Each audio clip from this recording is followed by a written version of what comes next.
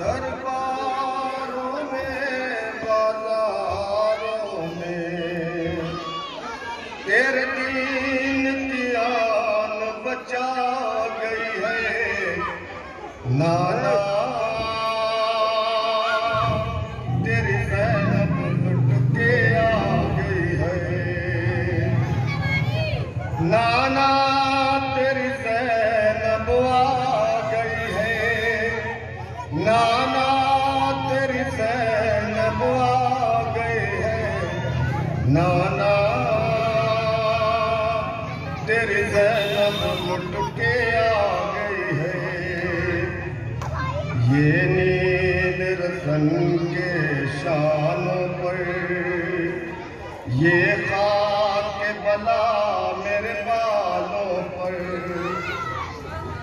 ये नील रतन के शानों पर ये खाक बला मेरे बालों पर नाना। मेरे हस्ते खाक बना गई है नाना। तेरी ज़ैनब आ गई है नाना। तेरी ज़ैनब आ गई है नाना। तेरी ज़ैनब लुट के आ गई है। हल्के जो पड़े हैं आँखों में खून रोती रही हूँ राहों में।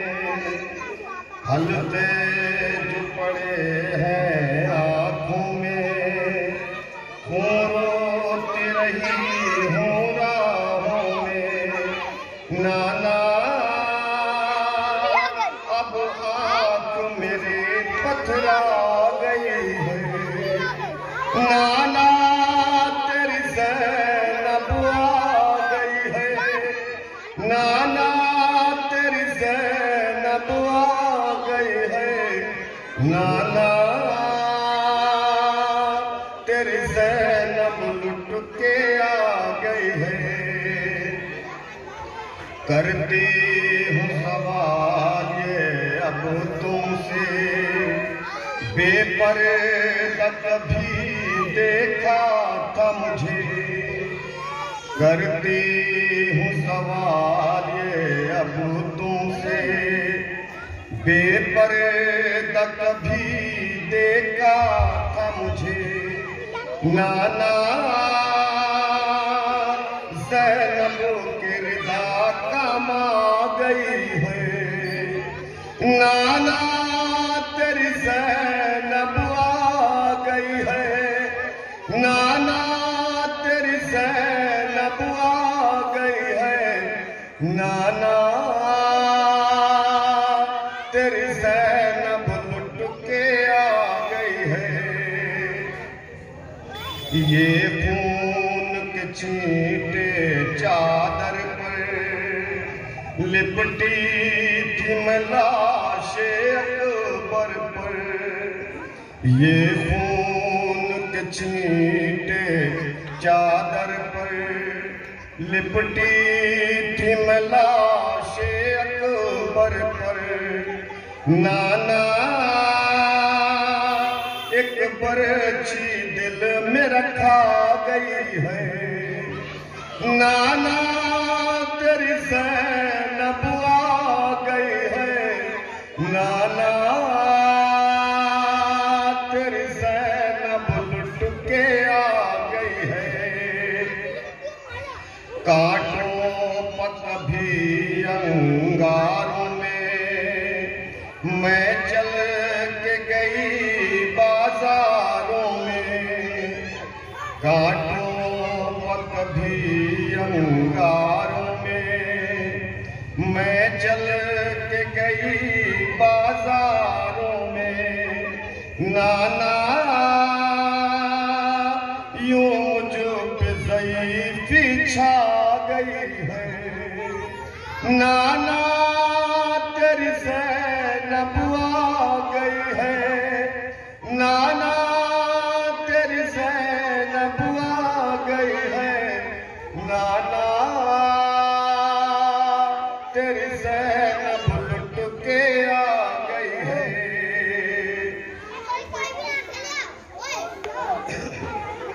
चादरे का मुहाफिज था गाज़ी, तस्वीर था मेरे बाबा की। चादरे का मुहाफिज था गाज़ी, तस्वीर था मेरे बाबा की। नाना उस रास्ते राही आ गई है। नाना तेरी ज़ैनब आ गई है। नाना तेरी ज़ैनब लुट के आ गई है। नींद आती न थी जिस बच्ची को, कहती थी पुप्पी अब घर को चलो। नींद आती न थी जिस बच्ची को, कहती थी पुप्पी अब घर को चलो। नाना जिंदा की जमीन उसे भाग गई है। नाना तेरी ज़ैनब आ गई है। नाना तेरी ज़ैनब लुट के आ गई है। दरबारों में बाजारों में तेरे दीन की आन बचा गई है। नाना तेरी ज़ैनब लुट के आ गई।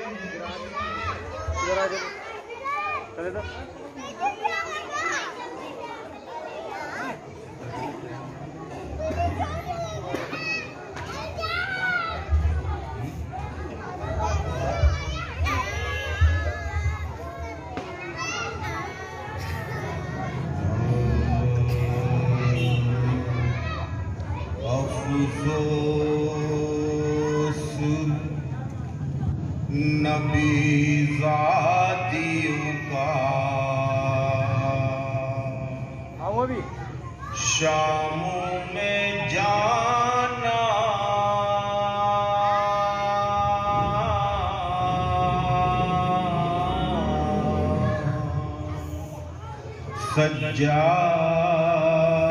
सज्जाद से पूछो।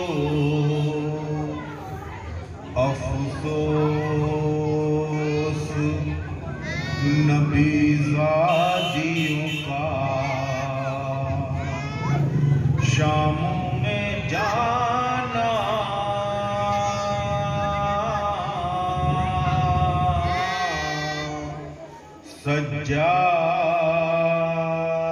सज्जाद से पूछो। सर नंगे वो माँ बहनों का, दरबार में जाना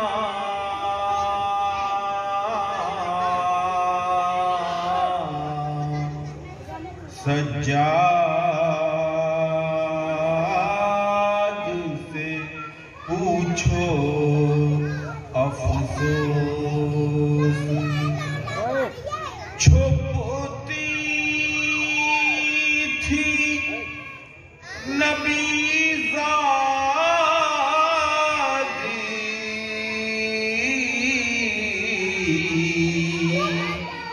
नबी ज़ादी के पीछे किस शर्मो हया से छुपती थी नबी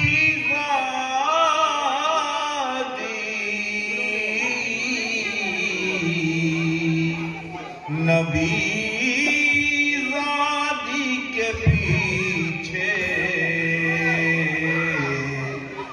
किस शर्मो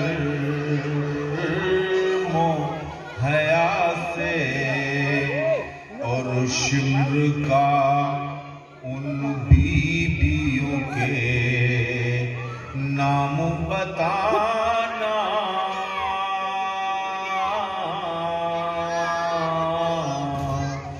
सज्जाद से पूछो अफसोस नबीज़ादियों का शाम में जाना,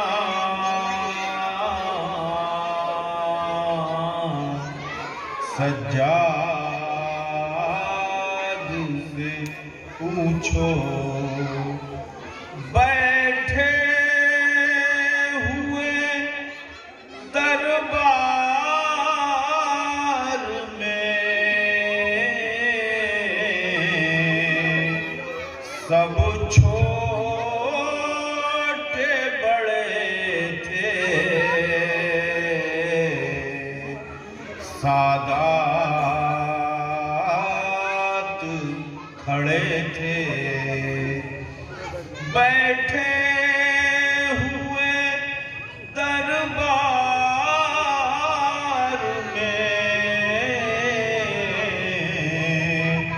सब छोटे बड़े थे, सादात खड़े थे, सरदश्त में रखा हुआ ज़ैनब को दिखाना,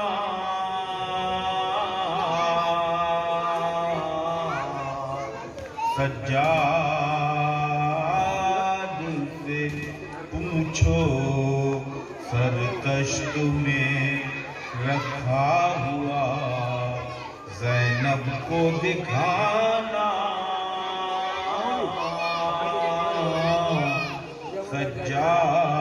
सज्जाद से पूछो जब तो करे शाबीर ने जिंदा में क़ज़ा की आफत की घड़ी थी, वो नन्ही सी मैयत बंधे हाथों से उठाना,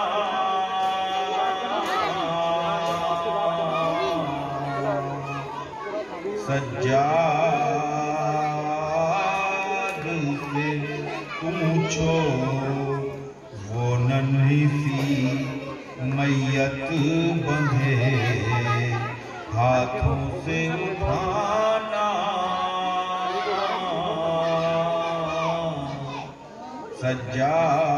सज्जाद से पूछो जब गुस्ल सकीना को वहाँ दे चुकी गस्सार था सब का बुरा हाल, जब गुस्ल सकीना को वहाँ दे चुकी गस्सार था सब का बुरा हाल, उस नन्ही सी मैयत पे निशान रस्सी के पाना,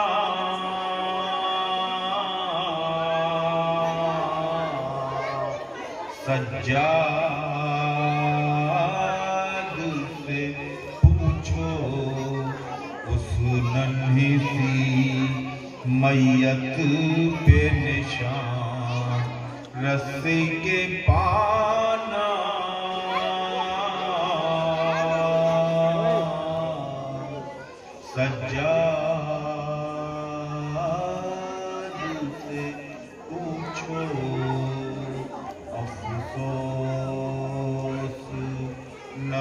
गादियों का शामों में जाना।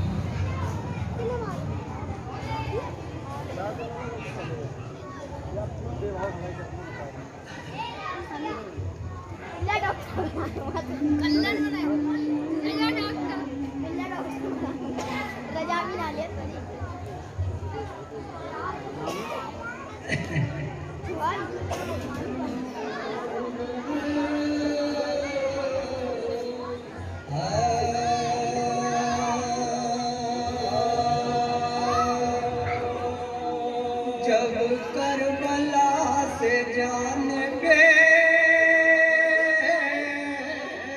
यसरे मुहर्रम चले जब करबला जान के यसरे मुहर्रम चले अब रे बना के प्यासों के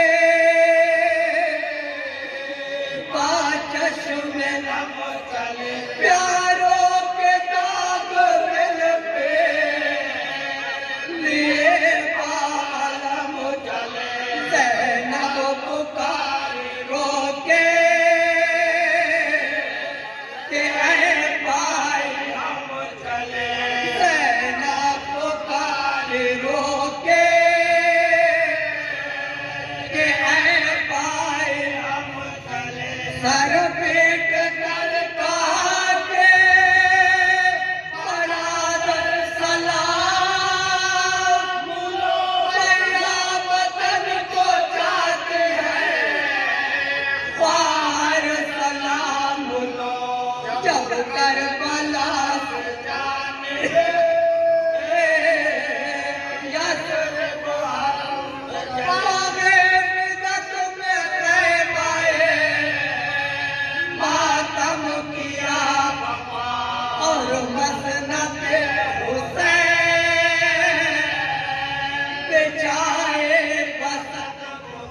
मसनद पे लाके रख दिया जामा हुसैन मसनद को खालिद के ज़ैनब ने रोका मसनद को खालिद के ज़ैनब ने रोका आशिका को ढूंढो रही अम्मा जान भैया तुम्हारे पास थे मसनद बिछाए जब करबला से जाने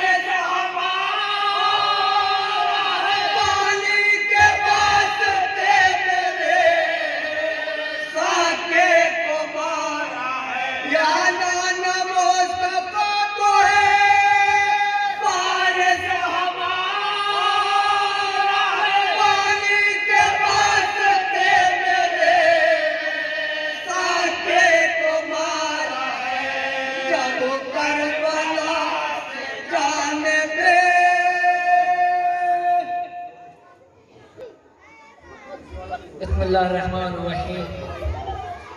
मैं बार में आपके हवाले से पेश करता हूँ आपके सामने। जितने ईमान की आगों को जगा रखा है, जितने ईमान की आगों को जगा रखा है, उसमें मिदहत का चमन दिल में सजा रखा है, उसमें मिदहत का चमन दिल में सजा रखा है।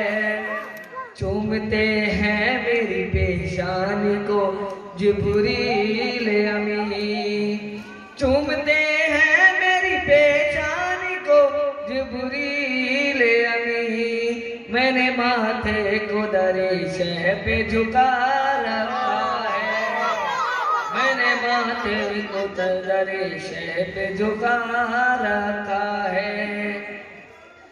फिर चली दहर में जुल्मत की हवाएं या रब, फिर चली दहर में जुल्मत की हवाएं या रब। भेज उसको जिसे पर्दे में छुपा रखा है, भेज उसको जिसे पर्दे में छुपा रखा है। पंजतन पाक के साए में घराना मेरा, पंजतन पाक के साए में घराना मेरा। घर में आबाद के परचम को सजा रखा है, घर में आबाद के परचम को सजा रखा है। कोई इज्जत नहीं इस दहर में मख्फी उनकी, कोई इज्जत नहीं इस दहर में मख्फी उनकी। जिनको शबीर ने नजरों से गिरा रखा है, जिनको शबीर ने नजरों से गिरा रखा। अभी आपके सामने जनाब मुफ्ती साहब खता पेश कर रहे थे। अब मैं अदब व एहतराम अंजुमन यादगार हुसैनी के साहिब बैत जनाब वाहिद साहब से गुजारिश गुजार उनके वो तशरीफ लाएं। जनाब वाहिद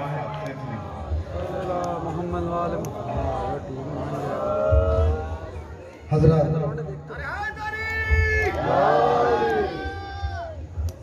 प्रोग्राम शुरू हो चुका है। आज की इस शब्बेदारी की मजलिस को खिताब कर रहे हैं खतीब अहले बैत आली जनाब मौलाना सैयद अफजल वली साहब तबला। उनके दरमियान ज़्यादा देर तक नहीं बढ़ा, एक मतलब और एक शेर पेश करके नारे सलावत पढ़ा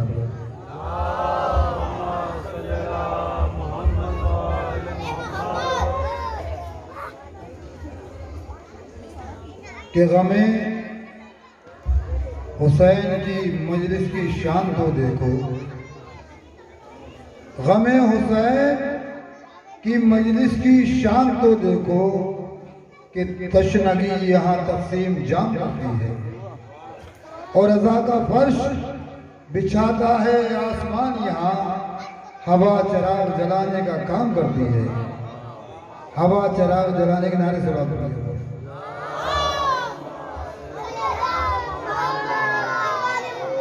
कि नमा लिखा गया और हलता लिखा गया, इन्नमा लिखा गया और हलता लिखा गया। जब अली का नाम आया लापता लिखा गया। और पर यकजा हुई सब अंबिया की मेहनतें, तब कहीं जाकर ज़मीने करबला लिखा गया, तब कहीं जाकर ज़मीने करबला लिखा गया। और जब फरिश्ते लिखने बैठे थे वफाओं की किताब, जब फरिश्ते लिखने बैठे थे वफाओं की किताब, सबसे ऊपर नाम भी अब्बास का लिखा गया, सबसे ऊपर नाम भी अब्बास का लिखा। ये मेरी गुजारिश है जनाब शुजात साहब की कि वो तशरीफ लाएं और अपना कलाम पेश करेंगे।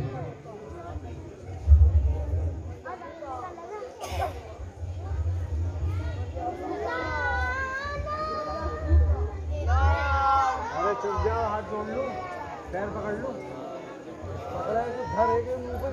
हज़रात अंजुमन अज़ाए हुसैन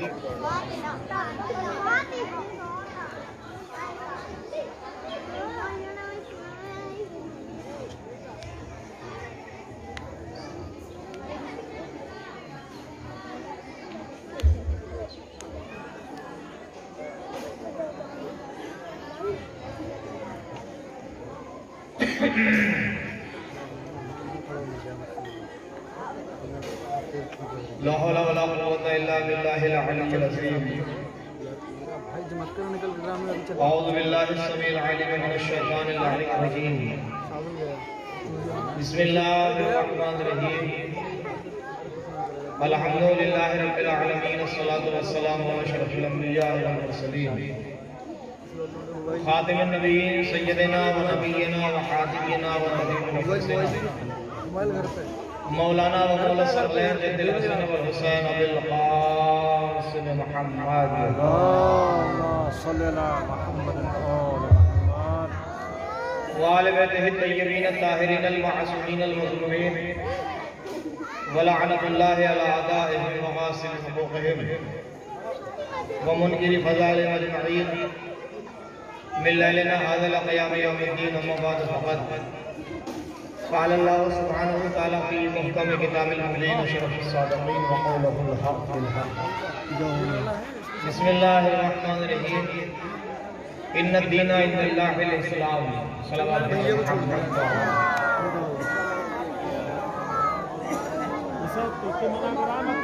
खुदा वहदहुल शरीक ने पूरी कायनात को खल्क़ फरमाया और कायनात को खल्क़ करने के बाद हिदायत बशरी के लिए जिन हादियान मरहब का इंतखाब हुआ वो अपने आप में एक नज़ीर है और एक मिसाल है। वो हस्तियाँ कि जिन्होंने रूए ज़मीन को आने के बाद बशरी निज़ाम को बरकरार रखने के लिए अपने कांधों पर जो जिम्मेदारियों का बोझ उठाया, वो बोझ और वो जिम्मेदारियां बड़ी अहम थी कि जिनका आगाज हज़रत आदम से होता है और ये सिलसिला हिदायत हज़रत आदम से शुरू होकर किस्मत के दायरे में रहता हुआ 1,24,000 पैगंबरों में सिमटता है और सिलसिला इस्मतो नबुव्वत की जो कड़ियाँ वो आके हज़रत खत्म मरतबत पर इख्तिताम पजीर होती है और आखिरी पैगंबर को खातिमुल अंबिया इसलिए कहा जाता है कि आपके बाद सिलसिला नबुव्वत अब रुक गया और अब इसके बाद सिलसिला नबुव्वत आगे बढ़ने वाला नहीं है। इसलिए सारे पैगंबरों से ज्यादा जिम्मेदारी हज़रत खत्म मरतबत की थी और सारे पैगंबरों की मेहनतों को ता क़यामत महफूज भी रखना था और जो पैगंबरान अल्लाह की तरफ से शरीयत की शक्ल में उसूल ज़िंदगी या उसूल इस्लाम लेके आए थे उनकी बका की जिम्मेदारी भी हज़रत रिसालत माब के कांधों पर थी। लिहाजा जरूरत इस बात की थी कि उम्मत मुस्लिमा कि जो पैगंबर के दस्ते मुबारक पर इस्लाम लाने के बाद भी उम्मत मुस्लिमा नहीं बनी, बल्कि इससे पहले भी ये लफ्ज़ कुरान मजीद में कई जगह पर इस्तेमाल हुआ और पैगंबर से पहले जिस अंबिया गुजरे उन्होंने भी मुसलमान होने का और मोमिन होने का और शिया होने का ऐलान किया। इसका मतलब यह है कि रसूलुल्लाह से पहले इस्लाम था और उम्मत मुस्लिमा थी। अब चूंकि मामला ये था अजीजों कि जो पैगंबर आता था उस पैगंबर से मुत्तसिल होकर वो उम्मत उसी से मंसूब हो जाती थी। हजरत मूसा के ज़माने की उम्मत मूसा की तरफ मंसूब थी, हजरत ईसा के ज़माने की उम्मत ईसा की तरफ मंसूब थी, हजरत इब्राहीम पैगंबर के ज़माने की उम्मत हजरत इब्राहीम खलीलुल्लाह की तरफ मंसूब थी। अब चूंकि हमारे और आपके आखिर पैगंबर का दौर आखिरी दौर है, लिहाजा जो उम्मत पैगंबर के ज़माने में है, क्योंकि अब आने वाला कोई नबी नहीं है, लिहाजा इस उम्मत का जो दारो मदार है और इस उम्मत का जो निज़ाम है और इस उम्मत की जो पहचान और तारुफ और शनाख्त है वो रिसालत माब के जरिए होगी। इसलिए इस उम्मत को उम्मत मुहम्मदिया कहा गया, इस उम्मत को उम्मत मुस्लिमा कहा गया और इसी उम्मत को आखिरी उम्मत समझा गया। इसके बाद क्योंकि अब कोई सिलसिला पैगंबरी में पैगंबर आने वाले नहीं है, लिहाजा जितनी भी शरई एतबार से उसूल का तनासुब होगा या तवस्सुल होगा वो हजरत खत्मी मरतबत ही से होगा। खत्मी मरतबत के बाद कोई पैगंबर नहीं। अब पैगंबर के कांधों पर दो जिम्मेदारियां हैं। पहली जिम्मेदारी तो ये कि माँ सबक पैगंबरों की मेहनतों को बचाना है, और दूसरी जिम्मेदारी ये कि अपनी उम्मत को इस मंजिल पर ले जाके खड़ा करना है कि जहां के बाद अब किसी नबी की जरूरत ना हो, मैं ऐसा किरदार पेश करके उम्मत के सामने जाऊं कि अब आने वाली नस्ल क़यामत तक किसी नबी को तलाश न करे, यानी साहिब शरीयत को तलाश न करे, मुहाफिज शरीयत का दामन थाम ले और उन्हीं की इताअत शियारी का जज्बा लेके और उन्हीं की इताअत शनासी करते हुए और उनकी मार्फत हासिल करते हुए अपनी जिंदगी के कारवां को आगे बढ़ाए। लिहाजा पैगंबर इस्लाम ने जिंदगी के इब्तिदाई मराहिल से लेके जिंदगी की आखिरी सांस तक जो एक बहुत अहम जिम्मेदारी निभाई और उम्मत मुस्लिमा तक पहुंचाई, वो जिम्मेदारी थी अपने बाद आने वाले जानशीनों का तारुफ कराना और अपने जानशीनों को पहचानवाना। मेरे अजीजों और मेरे बुजुर्गों, ये 40 साल की जो खामोश जिंदगी पैगंबर की थी, ये इसलिए थी कि बारहा में ये बात अर्ज कर चुका हूं और आज फिर मैं आपकी बारगाह में ये बात अर्ज कर रहा हूं कि किसी भी जमीन में दाना बोने से पहले जमीन को जरखेज बनाना बहुत जरूरी होता है, क्योंकि जब तक जमीन जरखेज नहीं होगी, जब तक जमीन दाना कबूल करने के लायक नहीं होगी, जब तक जमीन के अंदर कुव्वत नमू पैदा करने की सलाहियत और ताकत पैदा नहीं होगी, जब तक दाना डालना बेकार हो जाएगा। और दाना डाल के भी आप मुतमईन नहीं होंगे, इसलिए कि जमीन हमवार नहीं थी, और जब जमीन हमवार नहीं थी तो आपका दाना तो बेकार हो सकता है, आपकी मेहनतें रायगा हो सकती हैं, और आपने जो इसमें मशक्कतें की और जो पसीना बहाया है ये भी बेकार हो सकता है। इसलिए सबसे पहले दाना उगाने के लिए या कोई फसल तैयार करने के लिए जमीन को हमवार करना पड़ता है, ताकि जमीन इस लायक हो जाए कि अगर उसमें दाना डाला जाए तो वो दरख्त की शक्ल इख्तियार कर ले, और जब दरख्त की शक्ल इख्तियार करे तो वो दानों के लायक हो जाए और हमें फसल देने के लायक हो जाए और हमें अनाज देने के लायक हो जाए। तो अक्लमंदी और शऊर का जो उरूज है वो यही कहता है कि आदमी को दाना लेने से पहले और फसल तैयार करने से पहले जमीन को हमवार करना पड़ता है, खेत और खलिहान को तैयार करना पड़ता है, ताकि जमीन में जब दाना डाला जाए तो वो रायगा न हो जाए, वो बर्बाद न हो जाए, वो खराब न हो जाए। यही मामला था पैगंबर इस्लाम का। यहाँ खाली हम दाना डालते हैं, वहां तो कयामत तक के लिए अकीदत का दाना डाला जा रहा था, वहां तो शऊर का दाना डाला जा रहा था, वहां तो किरदार और सीरत का दाना डाला जा रहा था। लिहाजा जरूरत थी कि मक्के की जमीन पहले ज़हनी एतबार से हमवार हो जाए, ताकि इस्लाम का शजर लगाने में, इस्लाम का दरख्त लगाने में या इस्लाम का दाना डालने में कोई दुश्वारी न हो जाए। 40 साल पैगंबर की जो मेहनतें हैं वो इसीलिए 40 साल तक पैगंबर इस्लाम ने मक्के के ज़ुहून को और मक्के के ज़हनों को और मक्के के अफ़कार और मक्के की फिक्रों और मक्के के शऊर को किरदार के जरिए, सीरत के जरिए और अपने अखलाक के जरिए संवारा, यानी कहिए कि जमीन को हमवार किया। और जब जमीन हमवार हो गई तब फरमाया क़ुलू ला इलाहा इल्लल्लाह, ला इलाहा इल्लल्लाह कहो तुफ्लिहू, तो तुम निजात पाओगे।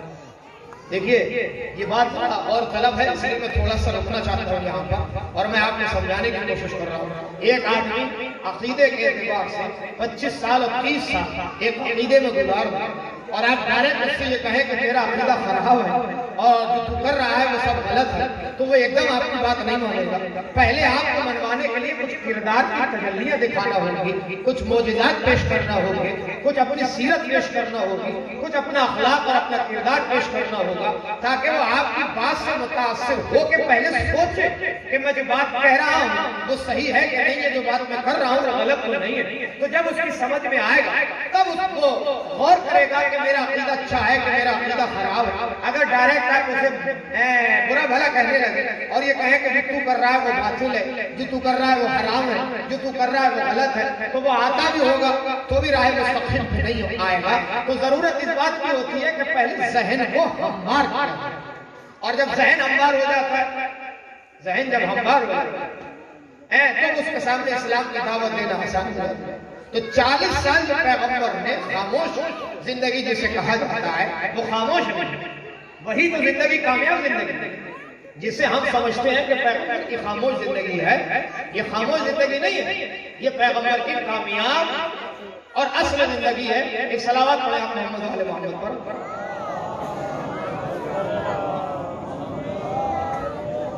है ना। तो ये जो 40 साल की जिंदगी है, मैं ये जहन हमार करना चाहता था आपकी बारगाह में, तो यही कामयाब जिंदगी और यही असली जिंदगी है भाई। 40 साल आपने किरदार के एतबार से पहले मक्के के ज़ुहूर को हमवार और मक्के के जब जहनों को हमवार किया तो कुछ लोग दामन इस्लाम में आना शुरू हुए और पैगंबर इस्लाम की सीरत से मुतासिर हुए और पैगंबर इस्लाम के किरदार को अपनाने की कोशिश की। जैसे मैं हल्के हल्के इशारे कर देता हूँ आपके सामने, हल्के हल्के इशारे, और उनमें हल्का इशारा यह है कि वो एक बूढ़ी औरत रास्ते में एक बोझ लिए बैठी थी, रसूलुल्लाह का गुजर हुआ तो उसे नहीं मालूम था कि ये अल्लाह के रसूल है। पैगंबर उस बूढ़ी औरत से कहा कि अगर आप चाहें तो मैं ये बोझ उठा के आपके सर पर रख दूं। तो बूढ़ी औरत ने कहा कि इससे अच्छा क्या होगा, आप बोझ उठा के मेरे सर पर रख दीजिए।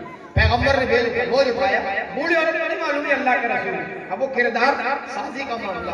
पैगंबर ने बोझ उठाया, बूढ़ी औरत अपने सर पर रखना चाहते थे मगर बोझ भारी थी। तो पैगंबर को ख्याल आया कि भाई बूढ़ी औरत ये बोझ घर तक कैसे लेके जाएगी, लाओ ऐसा करता हूँ ये बोझ इसके घर पहुंचा देता हूँ। पैगंबर ने कहा कि अगर आप इजाजत दें तो ये बोझ मैं आपके घर तक पहुंचा दूं।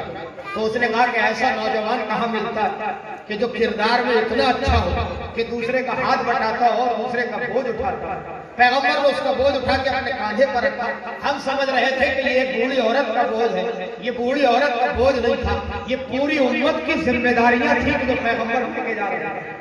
अब पैगंबर बूढ़ी औरत का बोझ लेके चले और चलने के बाद उसके सहन में डाला। अब जरा फिक्र क्या थी और उसके बाद क्या किरदार बनाया पैगंबर ने।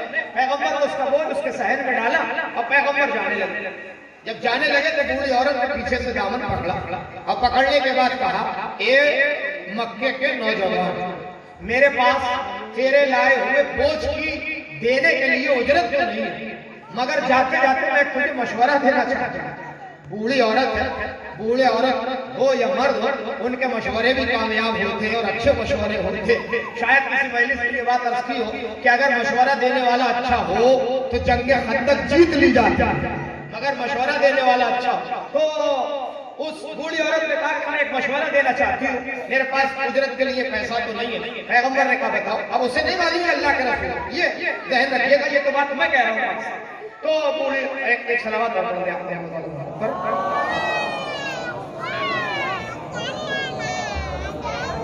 तो पैगंबर ने कहा कि दीजिए आप मशवरा क्या देना चाहते हैं, क्या मशवरा है।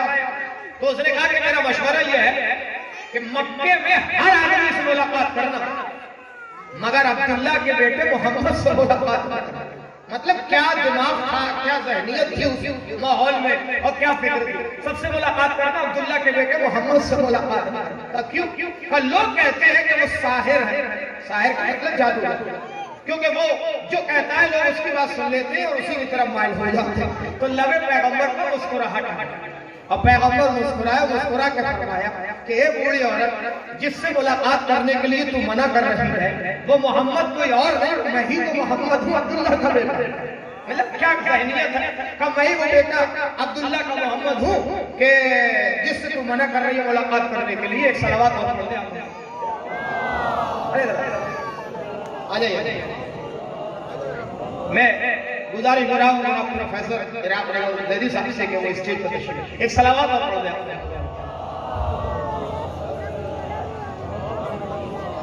तो बूढ़ी औरत से पैगंबर ने फरमाया कि जिस मोहम्मद से मुलाकात करने के लिए तू मना कर रहे है वो अब्दुल्ला का बेटा मोहम्मद मैं ही तो हूँ, वो कोई और थोड़ी।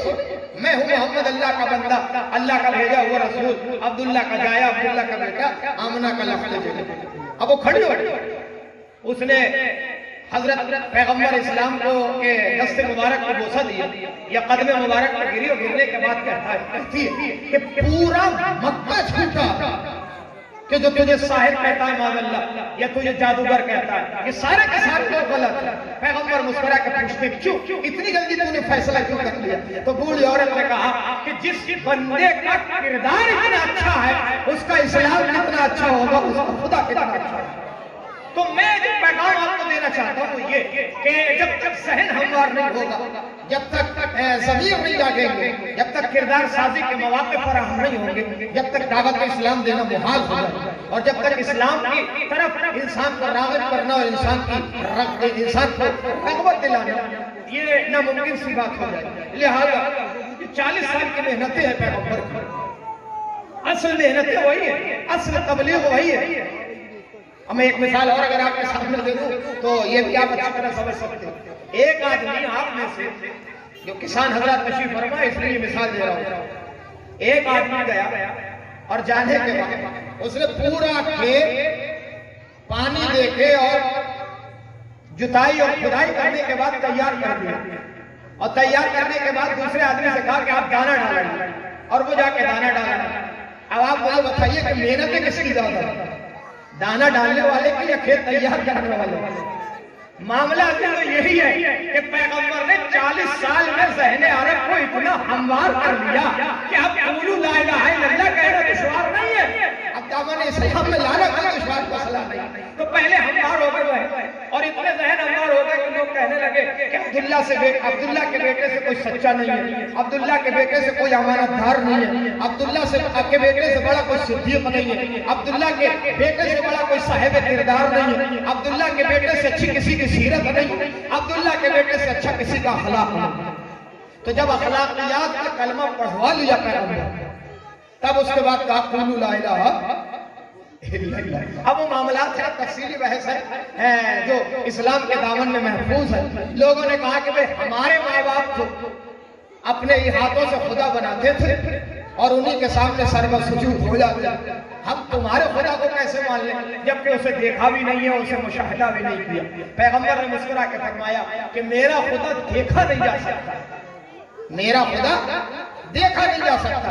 मैं तुम में और मेरे खुदा, तुम में और मुझ में यही फर्क है कि तुम अपने ही हाथों से तराशे हुए बुतों को खुदा समझते हो, मैं पूरी कायनात के बनाने वाले को खुदा समझता, पूरी कायनात के चलाने वाले को खुदा समझता।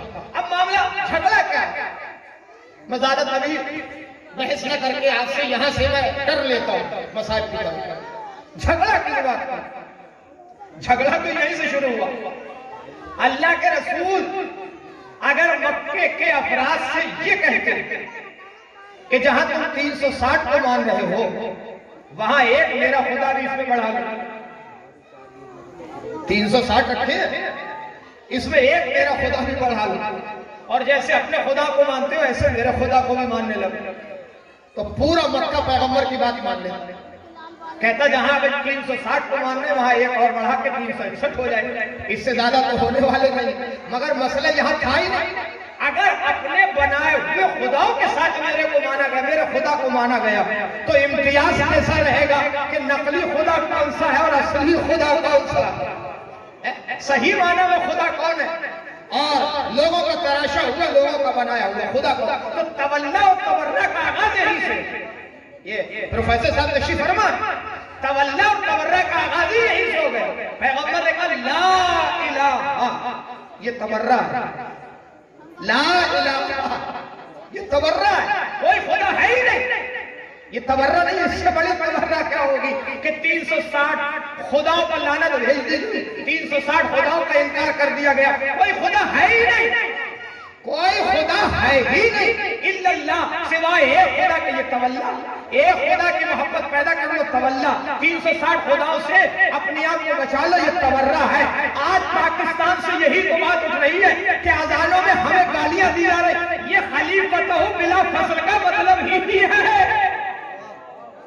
भाई जब हमने ये कहा खलीफतहू बिला फसल, अब आप क्योंकि अरबी दा हजरत तशरीफ फरमाए, मैं आपको समझा रहा हूं, इधर तो मामला समझा हुआ, मैं आपको समझा। इसका तर्जुमा क्या होता है?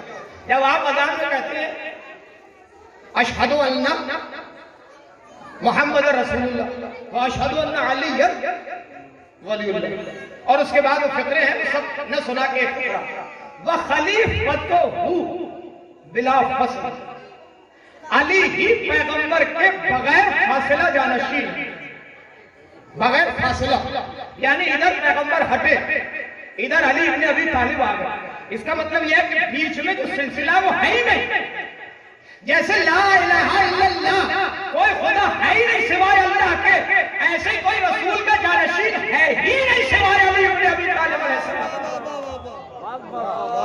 इसलिए एक मसला उठाए पाकिस्तान में आप आजकल इंटरनेट का जमाना है, मोबाइल सब लोग देखते हैं, सब तक ये वीडियोस पहुंचती हैं। वहां से उठा कि शिया ने हैदर कर्रार आजानों में हमें गालियां देते हैं, और वो गालियों का मतलब ये है कि वो पढ़ते हैं वखालिफतहु बिला फस, कोई खलीफा है ही नहीं सिवाय अली इब्न अबी तालिब के। इसका मतलब तीनों का इनकार और अली इब्न अबी तालिब का इकरार। तो ये गाली थोड़ी है। अगर ये गाली होती तो ला इलाहा इल्लल्लाह का तर्जुमा क्या है? ये तो इब्तिदा ही रसूलुल्लाह ने की है। भाई ला इलाहा इल्लल्लाह कह के बता दिया कि जैसे ला इलाहा के बाद इल्लल्लाह जरूरी है, ऐसे ही मोहम्मद रसूलुल्लाह के बाद अलीयुन वलीउल्लाह जरूरी है। ये मामला अली, इसलिए ये बात आपको सुनाना चाहता था। तो झगड़ा यहां से शुरू हुआ। अगर वो 360 के साथ पैगंबर कहते कि मेरा भी मान लो तो मान लिया जाए। अब यहीं से झगड़े शुरू हो जाते पैगंबर के बाद। ये पैगंबर के बाद जो घराना आले मोहम्मद का मसाइब ढाए गए, उसकी वजह ही है सारा मसाइब व आलाम का जो सबब है वो वखालिफतहु बिला फसल में सारा की सारा इसलिए है। अभी ये मौका नहीं है तफसील का, इसलिए मैं निचोड़ आपकी बारगाह में अर्ज कर रहा हूं। ज़ुलशीरा से आगाज होता है गदीर तक, और फिर गदीर से आगाज होता है करबला तक। अगर आप पूरी हिस्ट्री इस्लाम को उठा के देखें तो सारा का सारा मामला यहां से शुरू होता है। हालांकि रसूलुल्लाह ने तो मौके दिए उम्मत को, मगर उम्मत इस लायक थी नहीं कि रसूलुल्लाह का दिया हुआ मौका भुना दे। भैया आप सुने हुए वाकयात हैं आपको कि ज़ुलशीरा में रसूलुल्लाह ने कहा कि नहीं कहा कि कोई है कि मेरी नुसरत का वादा करे या मेरी नुसरत का ऐलान करे? तो कोई खड़ा हो जाता मजलिस। ये अली को 3 बार उठने की जरूरत क्या पड़ती? ये अली को बार बार पैगंबर को बिठाने की क्या जरूरत पड़ती? कोई और खड़ा हो जाता और कह देता कि हम आपकी नुसरत करेंगे, हम आपकी हिमायत करेंगे, हम आपकी हिमायत करेंगे। भैया आखिरी बात है सिलसिले, मामला यह है कि गुर्बत में जब कोई सहारा न हो और कोई आदमी बढ़ के सहारा दे दे तो असल सहारा वही होता है। लश्कर के बाद, तरक्की के बाद या इनकलाब आ जाने के बाद अगर कोई सहारा देने के लिए आगे बढ़ रहा है तो ये सहारा नहीं है। असल सहारा जैसे मौला अली अलैहिस्सलाम की हदीस है, वो हदीस आप तक पहुंच जाए तो मेरी तकरीर मुकम्मल हो जाए। हदीस है पैगंबर मौला अली अलैहिस्सलाम की कि एहसान इब्तिदा में होता है, एहसान इब्तिदा में होता है, इंतहा में नहीं होता। बाद में जो आप फलक में कर रहे हो एहसान नहीं है, वो तो बदला है, वो बदला है, वो एहसान नहीं है। आपके ऊपर किसी आदमी ने इब्तिदा में बगैर मांगे एहसान किया तो वो असल एहसान। अब आपने पलट में उसके ऊपर उससे ज्यादा कुछ अता कर दिया और उसे दे दिया तो कहीं ना कहीं तसव्वुर में जज्बा तो है कि इसने मुझ पर एहसान किया था, मैं इसका बदला दे दिया, ये एहसान है। वही मामला यहाँ ज़ुलशीरा में अगर कोई खड़ा हो जाता पैगंबर के कहने से कि मेरी हिमायत कौन करेगा, मेरी नुसरत कौन करेगा, मेरी मदद कौन करेगा, वो असल हिमायत होती और वहीं से जानशीनी का ऐलान हो जाता। मगर अली अलैहिस्सलाम खड़े हुए और ऐलान पैगंबर हुआ कि यही मेरे खलीफा हैं, यही मेरे जानशीन हैं, यही मेरे बाद वसीर, मेरे जानशीन और मेरे खलीफा।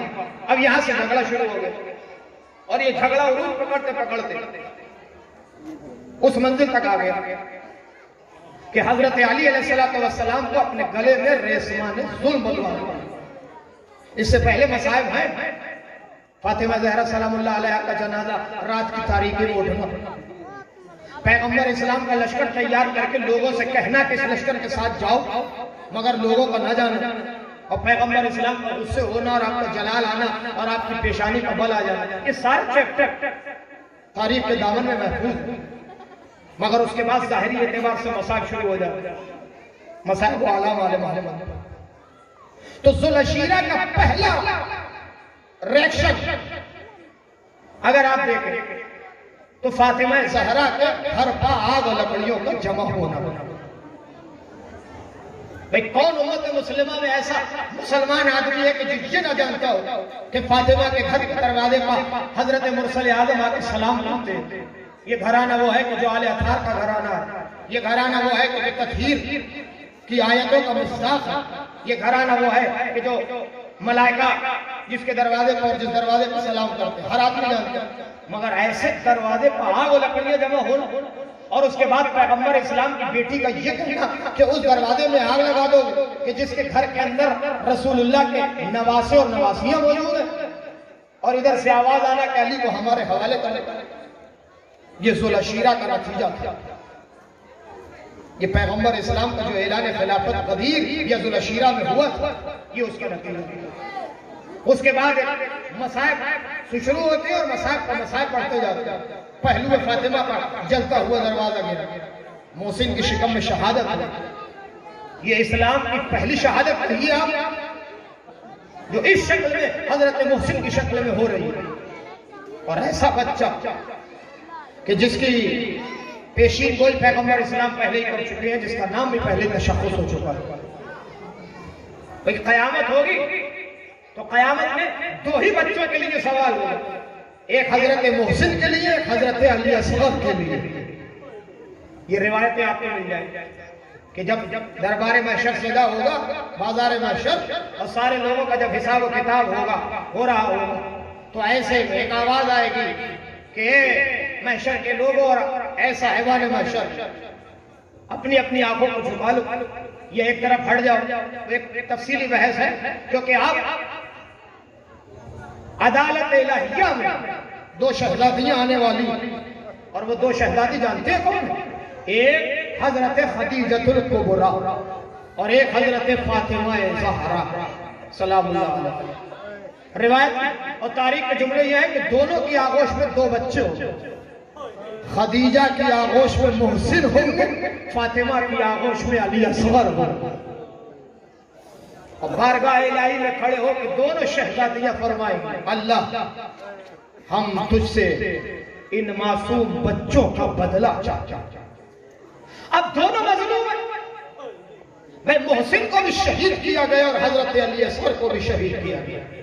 मोहसिन बतने मादर में शहीद हो गए, असगर आगोश हजरत हुसैन में शहीद हो गए।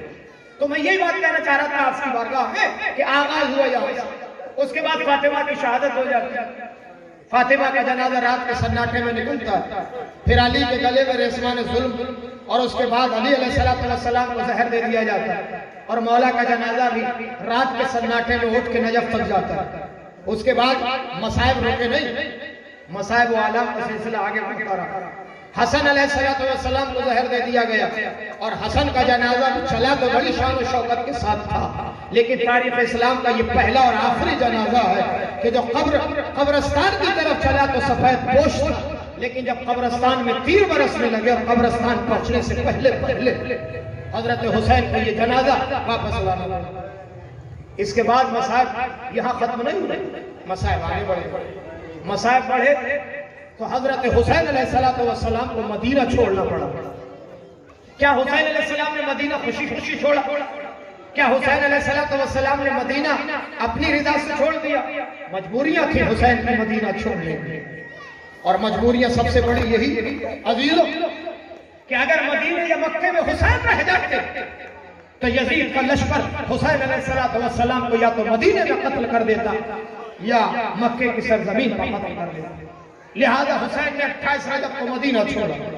2 मुहर्रम को हुसैन करबला आया, और करबला आने के बाद जमीन करबला को बसा लिया हुसैन, और बसाने के बाद 7 मुहर्रम ऐसी तारीख आई कि जब अहले हरम घराने में या आले मोहम्मद के घराने में या हजरत हुसैन अलैहिस्सलाम के क़याम में पानी बिल्कुल खत्म हो गया।